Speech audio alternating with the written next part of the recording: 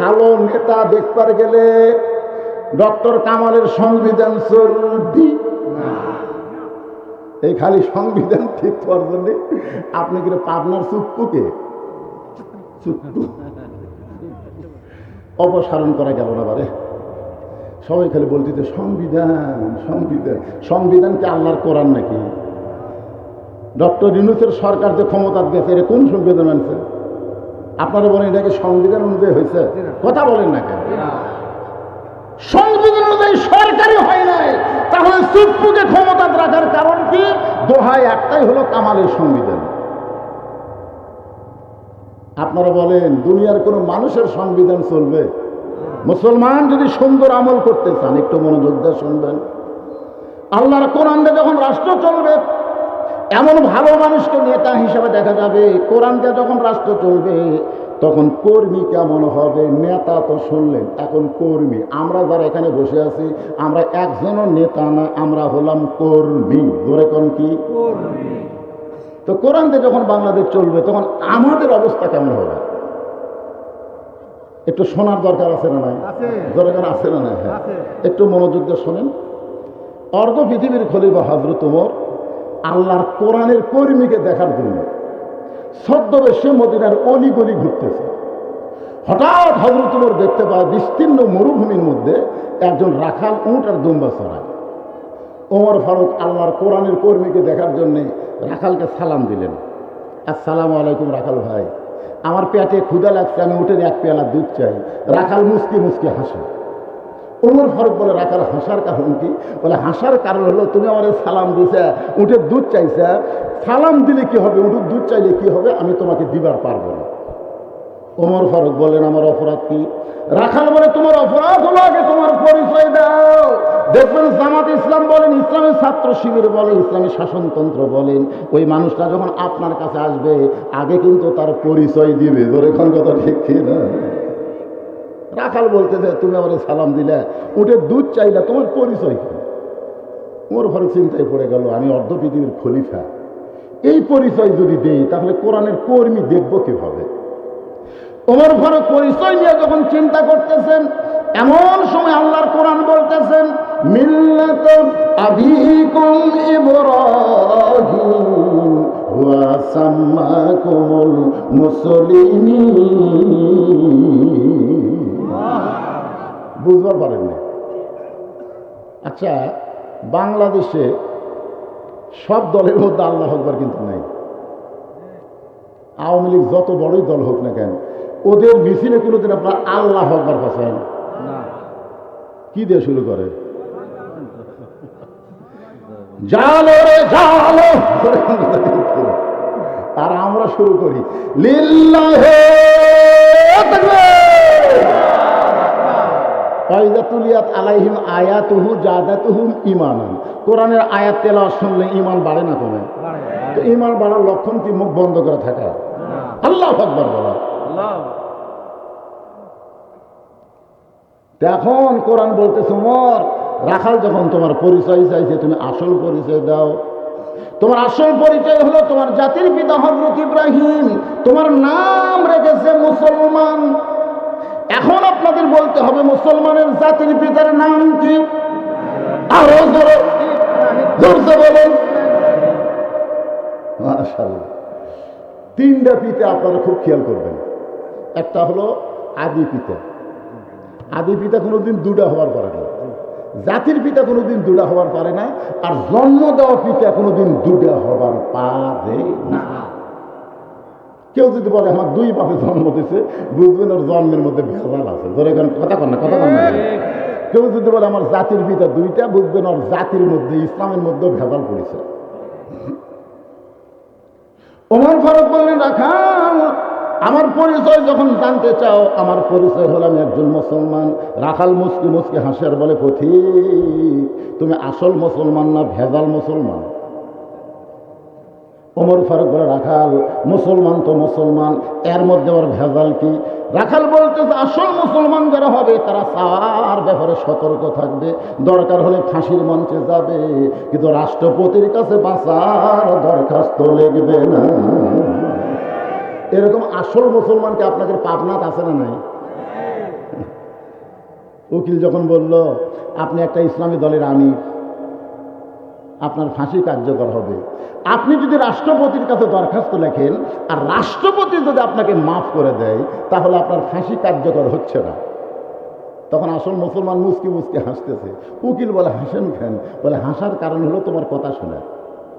তুমি বলতেছো রাষ্ট্রপতির কাছে দরখাস্ত করলে রাষ্ট্রপতি আমাকে মাফ করে দিবে। আমি বাংলাদেশ হওয়ার পরে 3টা রাষ্ট্রপতিকে ক্ষমতার থাকা অবস্থায় মরা দেখছি। একটা হলো মুজিবুর রহমান, একটা হলো জিয়াউর রহমান, একটা হলো জিল্লুর রহমান। আপনারা বলেন তো এই 3টার শেষে রহমান আছে না নাই? কি মিল দেখছেন? শেখ মুজিব কিন্তু ক্ষমতার থাকতে মেরে ফেলে দিয়েছে, জিয়াউর রহমানকে ক্ষমতার থাকা অবস্থায় মারিছে, আর জিল্লুর রহমান ক্ষমতার থাকা অবস্থায় মরিছে। 2 মারিছে, একটা মরিছে। আপনারা বলেন তো মারা আর মরা এর মধ্যে তফাৎ কি?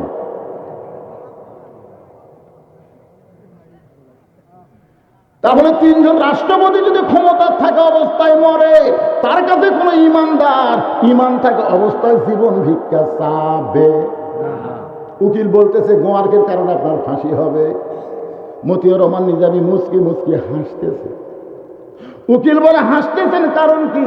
বলে আমার ফাঁসি হবে কিন্তু আমার মৃত্যু হবে না। উকিল বলে পাগল নাকি আপনি? ফাঁসি হবে তাহলে মৃত্যু হবে না কেন?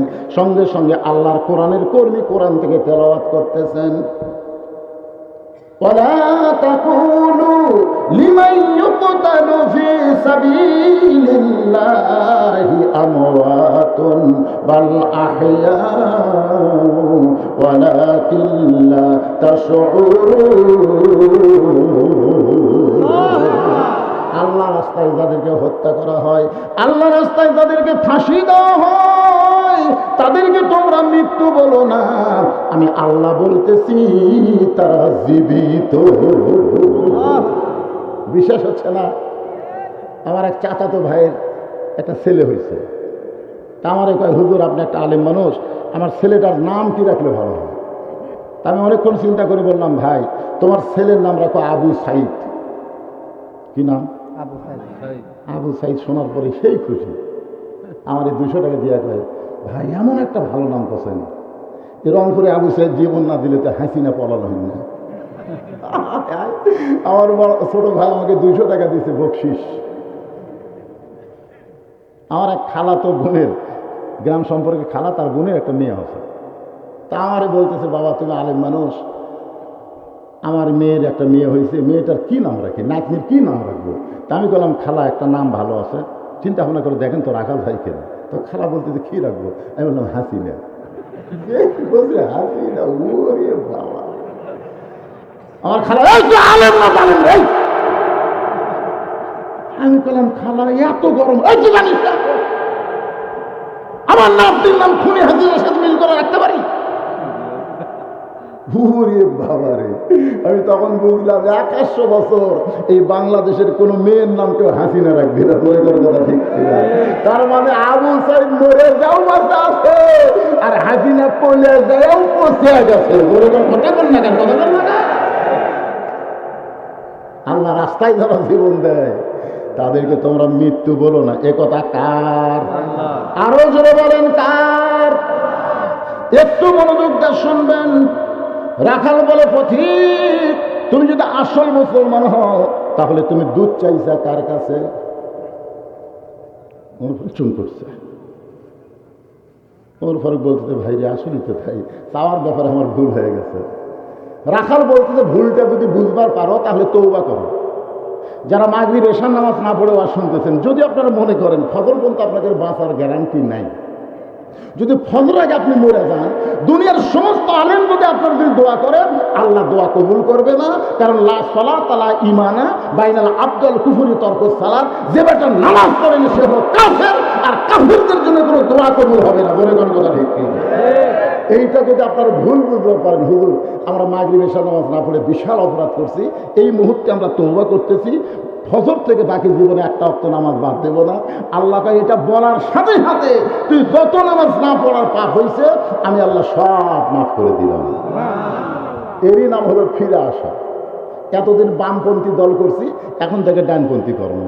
এতদিন শয়তানের দল করছি, এখন থেকে কোরআনের দল কর্ম। জোরে কর, কথা বলা লাগবে তো।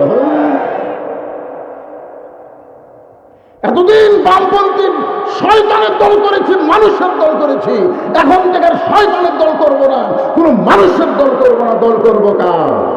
আরো জোরে বলে কি তওবা করার সুযোগ নাই?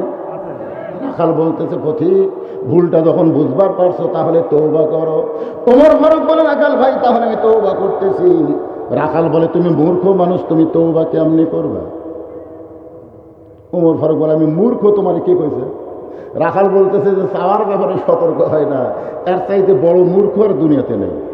আপনারা বলেন তো, বাবার দরবারে যারা যায় এরা শিক্ষিত না মূর্খ? শিক্ষিত লোক যায়?